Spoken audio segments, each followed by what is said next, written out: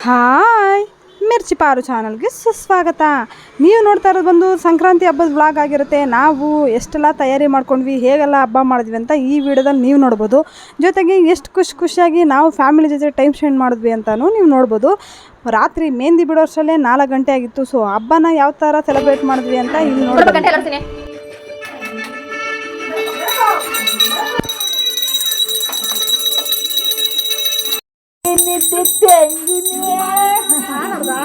Laki.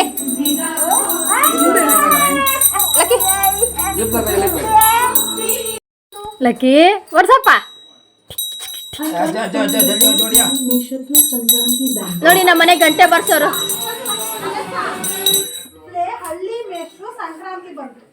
ಹೊಡಿಯಪ್ಪ ಗಂಟೆ ಹೊಡಿ. ತಾತ ಪೂಜೆ ಮಾಡಿ ಗಂಟೆ ಹೊಡಿ.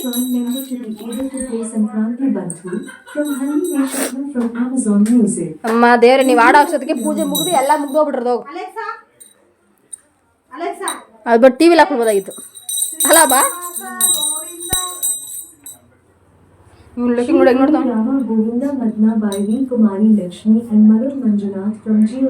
ಹಬ್ಬ ಅಂದಮೇಲೆ ಹೆಣ್ಮಕ್ಳಿಗೆ ತುಂಬ ಸಂಭ್ರಮ ಸಡಗರ ಇರುತ್ತೆ. ಸೊ ಅದರಲ್ಲೂ ಮನೆ ಮುಂದೆ ರಂಗೋಲಿ ಬಿಡೋದು, ಕೈಗೆ ಮೆಹಂದಿ ಬಿಡ್ಕೊಳ್ಳೋದು, ಮತ್ತು ದೇವ್ರ ರೂಮ್ನ ಚೆನ್ನಾಗಿ ಅಲಂಕಾರ ಮಾಡೋದು, ವಿವಿಧ ರೀತಿಯ ಹೊಸ ರುಚಿನ ಕಂಡುಹಿಡಿಯೋದು, ಜೊತೆಗೆ ದೇವ್ರ ಪ್ರಸಾದ ಎಲ್ಲ ರೆಡಿ ಮಾಡ್ಕೊಡೋದು. ಸೊ ಇದೆಲ್ಲ ಹೆಣ್ಮಕ್ಳ ಕೆಲಸ ಅಂತ ನಾನು ಹೇಳಲ್ಲ. ಬಟ್ ಹಬ್ಬ ಅಂದಮೇಲೆ ಎಲ್ಲರೂ ಸೇರಿ ಹಂಚ್ಕೊಂಡು ಕೆಲಸ ಮಾಡಬೇಕು ಅಂತ ಹೇಳೋಕ್ಕೆ ಇಷ್ಟಪಡ್ತೀನಿ. ಈ ವಿಡಿಯೋದಲ್ಲಿ ನೀವು ನೋಡ್ತಾ ಇದ್ದರೆ ದೇವರು ಯಾವ ಕಡೆ ನಮ್ಗೆ ಹೂವು ಕೊಟ್ಟ ಅಂತ ನೀವು ಗೆಸ್ ಮಾಡಿ ಹೇಳಿ.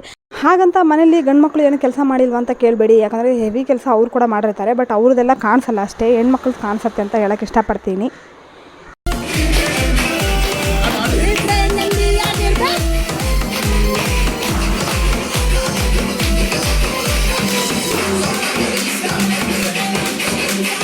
ಕಷ್ಟ ಇಲ್ಲದೆ ಭಕ್ತ ದೇವ್ರ ಹತ್ರ ಹೋಗಲ್ಲ, ರೋಗ ಇಲ್ಲದೆ ಪೇಷಂಟ್ ಡಾಕ್ಟರ್ ಹತ್ರ ಹೋಗಲ್ಲ, ಇಲ್ಲಿಂದ ಡಾನ್ ನನ್ನ ಪಂಡ್ರ ಹತ್ರ ಬರೋದು. ರಾಜ ಆಗಬೇಕು ಅಂತ ಆಸೆ ಇದ್ರೆ ರಾಜ್ಯನ ಗೆಲ್ಲೋ ತಾಕತ್ತಿತ್ತು. ಯುದ್ಧ ಮಾಡೋಕ್ಕೆ ಅಂತ ನಿಂತ ಮೇಲೆ ಸೈನಿಕರಿಲ್ಲ.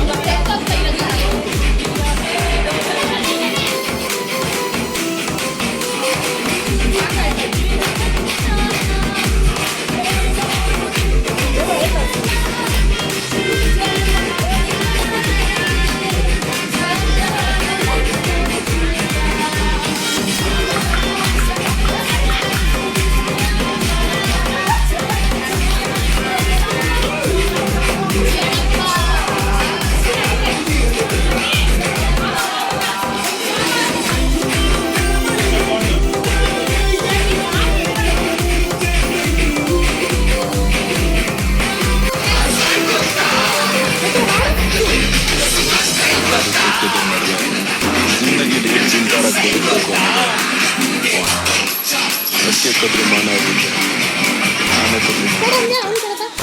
ಅಡಿಕೆ ಮಾರಿದ್ರೆ ದಿವ್ಸದ ದುಡ್ಡು, ಆನೆ ಮಾರಿದ್ರೆ ವರ್ಷದ್ದು, ಅಂಬಾರಿ ಮಾರಿದ್ರೆ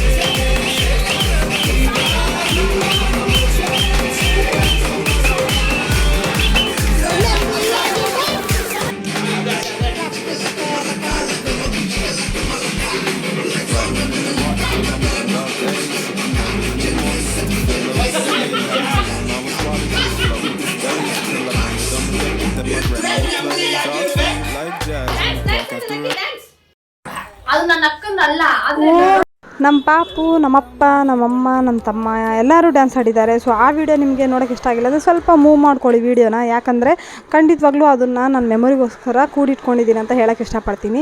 ಹಬ್ಬ, ಸಂಕ್ರಾಂತಿ ಹಬ್ಬ ಅಂತ ಅಂದಮೇಲೆ ಕಬ್ಬಂತೂ ಇರಲೇಬೇಕು. ಸೊ ಊಟ ಎಲ್ಲ ಮುಗಿದ್ಮೇಲೆ ನಾವು ಮೇಲ್ಗಡೆ ಹೋಗಿ ಅಂದರೆ ಟೆರೆಸ್ ಮೇಲೆ ಹೋಗಿ ಕಬ್ಬನ್ನ ನಮ್ಮ ಅಪ್ಪ ಹತ್ರ ಕಡಿಸ್ಕೊಂಡು ನಾವೆಲ್ಲ ತಿಂದ್ವಿ. ಸಿಕ್ಕಾಪಟ್ಟೆ ಸಿಹಿ ಇತ್ತು. ಸೊ ಈ ಹಬ್ಬದಲ್ಲಿ ಎಳ್ಳು ಬೆಲ್ಲ ಕೊಟ್ಟು ಒಳ್ಳೆ ಮಾತಾಡಿ ಅಂತ ಹೇಳ್ತಾರೆ. ನಾನು ಏನು ಹೇಳೋಕ್ಕೆ ಇಷ್ಟಪಡ್ತೀನಿ ಅಂದರೆ ಮನಸ್ಸಲ್ಲಿ ಕೂಡ ಒಳ್ಳೇದಿಟ್ಕೊಂಡ್ರೆ ಖಂಡಿತ ಹೊರಗಡೆ ಮಾತು ಕೂಡ ಅಷ್ಟೇ ಸಿಹಿಯಾಗಿ ಚೆನ್ನಾಗಿರುತ್ತೆ. ಒಬ್ಬರ ಮೇಲೆ ಒಂದು ಒಳ್ಳೆ ಪ್ರೀತಿ ಭಾವನೆನ ಮೂಡಿಸುತ್ತೆ ಅಂತ ಹೇಳ್ತೀನಿ. ಬೆಳಗ್ಗೆ ಎದ್ದು ರಂಗೋಲಿ ಬಿಟ್ಟು ಹಬ್ಬಕ್ಕೆಲ್ಲರೂ ಸ್ನಾನ ಮಾಡಿಕೊಂಡು ಮನೆಗೆ ಹೊಸಲು ಪೂಜೆ ಮಾಡಿ ತೋರಣ ಕಟ್ಟಿ ಮನೆಯೆಲ್ಲ ಒರೆಸಿ ದೇವ್ರ ರೂಮೆಲ್ಲ ಕ್ಲೀನ್ ಮಾಡಿ ಮತ್ತು ದೇವ್ರ ಫೋಟೋ ಎಲ್ಲ ರೆಡಿ ಮಾಡಿಕೊಂಡು ಹೂವು ಮುಡಿಸಿ ಹಣ್ಣು ಹಂಪಲು ಇಟ್ಟು ಅಡುಗೆ ಎಲ್ಲ ರೆಡಿ ಮಾಡಿಕೊಂಡು ನಾವು ಊಟ ಮಾಡೋ ಅಷ್ಟರಲ್ಲಿ ಸಂಜೆನೇ ಆಗಿಬಿಟ್ಟಿತ್ತು. ಸೊ ಫೈನಲಿ ಕಬ್ಬು ತಿನ್ಕೊಂಡು ಹಬ್ಬನ ಮುಗಿಸೋಣ ಅಂತ ಅಂದ್ಕೊಂಡ್ವಿ. ಶಿವು ಬಂದಿದ್ದು ಲೇಟು, ಸೊ ಅದಕ್ಕೆ ಅವ್ರು ಇನ್ನೊಂದ್ಸಲಿ ಪೂಜೆ ಮಾಡ್ತಿದ್ದಾರೆ. ಸೊ ಊಟ ಕೂಡ ಅಷ್ಟೇ ನಾವೆಲ್ಲರೂ ಸೇರಿ ಊಟ ಮಾಡಿರೋದು, ಹಾಗಂತ ಶಿವನ ಬಿಟ್ಟು ನಾವೆಲ್ಲ ಊಟ ಮಾಡಿದ್ವಿ ಅಂತ ಅನ್ಕೋಬೇಡಿ. ಬಟ್ ಊಟ ಮಾಡ್ಬೇಕಾದ್ರೆ ವೀಡಿಯೋ ತೊಗೊಳಕ್ಕಾಗಿಲ್ಲ, ಎಲ್ಲರಿಗೂ ಹೊಟ್ಟೆ ಹಸಿತಿತ್ತಲ್ವ. ಸೊ ಬೇಗ ಬೇಗ ಊಟ ಮಾಡ್ಕೊಂಡ್ಬಿಟ್ವಿ. ಸೊ ಲಕ್ಕಿ ಕೂಡ ಅಪ್ಪ ನನ್ನ ಎತ್ಕೊ ನಾನು ಪೂಜೆ ಮಾಡ್ತೀನಿ ಅಂತ ಹೇಳ್ತಿದ್ದ. ಈ ನಡುವೆ ಅವನಿಗೆ ದೇವ್ರ ಮೇಲೆ ಭಕ್ತಿ ಜಾಸ್ತಿ ಆಗಿದೆ ಅಂತಲೇ ಹೇಳ್ಬೋದು. ನಿಮಗೂ ಹಾಗೆ ಅನಿಸ್ತಾ ಇದ್ದರೆ ಕಮೆಂಟ್ ಮಾಡಿ. ಹಾಗೆ ನನ್ನ ಚಾನಲ್ ನೀವು ಹೊಸಬರಾಗಿದೆ ಚಾನಲ್ನ ಸಬ್ಸ್ಕ್ರೈಬ್ ಮಾಡ್ಕೊಳ್ಳಿ, ಪಕ್ಕದಲ್ಲಿರೋ ಬೆಲ್ಲೈಕನ್ನ ಕ್ಲಿಕ್ ಮಾಡ್ಕೊಳ್ಳಿ. ಆಗ ಮಾತ್ರ ನಾನು ಹಾಕೋ ಎಲ್ಲ ವೀಡಿಯೋಗಳ ನೋಟಿಫಿಕೇಷನ್ ನಿಮಗೆ ಬೇಗ ಬಂದು ತಲುಪತ್ತೆ. ನೀವು ಬೇಗ ನನ್ನ ವೀಡಿಯೋಸ್ ನೋಡಿ ಕಮೆಂಟ್ ಮಾಡ್ಬೋದು. ಈಗ ನೀವು ನೋಡ್ತಿರೋದೆ ಮಡ್ಲಕ್ಕಿ ದೇವಸ್ಥಾನಕ್ಕೆ ಬಂದಿದ್ದೀವಿ.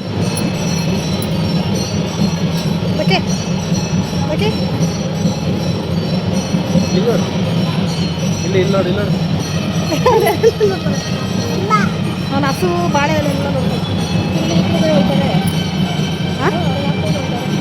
ಹಬ್ಬಕ್ಕಿಂತ ಮುಂಚೆ ಒಂದ್ಸಲಿ ನನ್ನ ಕತ್ತಿಂದ ತಾಳಿ ದುಪ್ಪಟ್ಟ ಜೊತೆ ಬಂದ್ಬಿಡ್ತು. ಸೊ ನಾನು ಯಾವತ್ತೂ ತಾಳಿನ ಕತ್ತಿಂದ ತೆಗ್ದಿಲ್ಲ ಇನ್ನೂವರೆಗೂ. ಸೊ ಅದು ಒಂಥರ ಮನಸ್ಸಲ್ಲಿ ಉಳಿದಿದ್ದಕ್ಕೆ ನಾನು ದೇವ್ರ ಹತ್ರ ಹರಕೆ ಕಟ್ಕೊಂಡೆ, ನಿನಗೆ ಮಡ್ಲಕ್ಕಿ ಕೊಡ್ತೀನಮ್ಮ ಏನು ಕೆಟ್ಟದಾಗದೇ ಇರಲಿ ಅಂತ. ಸೊ ಅದು ನನ್ನ ನಂಬಿಕೆ. ನೀವು ಅದು ಎಷ್ಟು ನಿಜ ಅಂತೀರೋ ಸುಳ್ಳು ಅಂತೀರೋ ಗೊತ್ತಿಲ್ಲ. ಹೇಗೂ ಹಬ್ಬಕ್ಕೆ ದೇವಸ್ಥಾನಕ್ಕೆ ಬರ್ತಾಯಿದ್ದೀವಿ. ಸೊ ಆಗಲೇ ಮಡ್ಲಕ್ಕಿ ಕೊಡೋಣ ಅಂತ ತೊಗೊಂಡಿದ್ದು.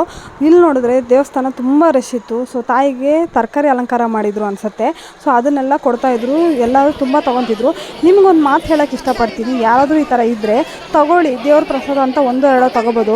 ಮೂಟೆ ಮೂಟೆ ನೀವೇ ಬಾಚ್ಕೊಂಡ್ಬಿಟ್ರೆ ಬೇರೆಯವರೆಲ್ಲ ಹೇಗೆ ತೊಗೊಳಕ್ಕೆ ಸಾಧ್ಯ? ಇಲ್ಲ ದೇವಸ್ಥಾನದಲ್ಲಾದರೂ ಈ ಸಿಸ್ಟಮ್ ಮಾಡಬೇಕು, ಎಲ್ಲರಿಗೂ ಇಷ್ಟಿಷ್ಟು ಪ್ರಸಾದ ಅಂತ ಕೊಡಬೇಕು ಅಂತ ಅಂದ್ಕೊತೀನಿ.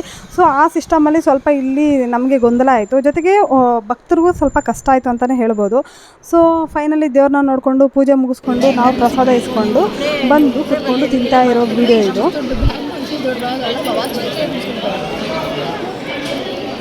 ಆ ಥರ ಮನಸ್ಸಿನಲ್ಲಿ ಇಟ್ಕೊಂಡು ದೇವಸ್ಥಾನಕ್ಕೆ ಬಂದರೂ ಏನು ಪ್ರಯೋಜನ? ನಾನು ನಿಮ್ಗೆ ಅದನ್ನು ಹೇಳೋದು, ನೋ ಯೂಸ್ ಆಗಲ್ಲ. ನಾವೇನು ಮಾಡಿಲ್ವಲ್ಲ ಬಿಡು. ಈ ಭೂಮಿ ಮೇಲೆ ದೇವಸ್ಥಾನದಿಂದ ಬಂದಮೇಲೆ ನಾವು ಶಾಪ್ನ ಓಪನ್ ಮಾಡಿದ್ವಿ. ಆಗ ನನ್ನ ಫ್ರೆಂಡು ಶಾಪಿಗೆ ಬಂದಿದ್ದರು. ಸೊ ಕ್ಯಾರೆಟ್ ಹಲ್ವಾ ಮಾಡಿದ್ದೆ ಹಬ್ಬದಲ್ಲಿ ತಗೋ ಅಂತ. ಸೊ ಪಾಪು ಜೊತೆ ಸಿಕ್ಕಾಪಟ್ಟೆ ಆಟ ಕೂಡ ಆಡಿದ್ರು. ಬಿದ್ದೋಯ್ತು, ಹೋದ್ರೆ ಹೋಗಿ ಬಿಡು.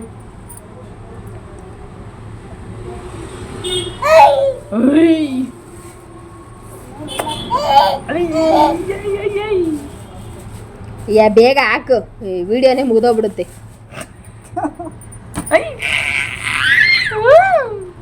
ಅವನ ಕೈಯಿಂದ ಬಿಸಾಕು. ಬಾಡಿ